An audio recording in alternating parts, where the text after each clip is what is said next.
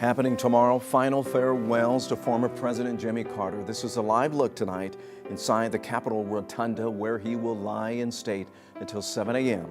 before a motorcade escorts him to the National Funeral Service in Washington at the Washington National Cathedral. And then from Washington, he's going to be flown right back here to his home in Georgia for a private service and burial in his hometown of Plains. And tonight, 11 Alive's Faith Jesse is in Washington, D.C., sharing the key moments of Carter's presidency through the eyes of his longtime friend and chief of staff.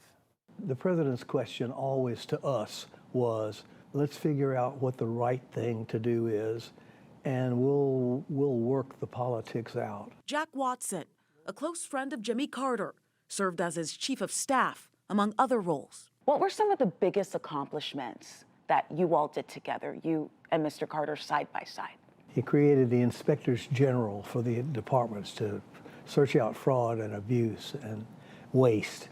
On the international front, he negotiated the Panama Canal treaties. Watson was also in the room for the challenging moments, like the Iranian hostage crisis.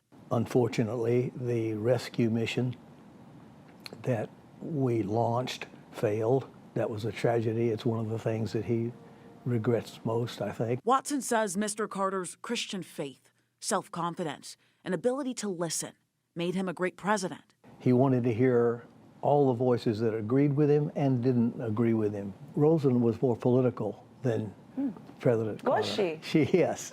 She had a very keen political sense, and she'd fuss at Jimmy sometimes because he was not as sensitive to the political implications. The fond memories of Mr. Carter's White House partner and love of his life, Rosalynn. 77 years of marriage, and the partnership that they had was reflected in everything that Jimmy did.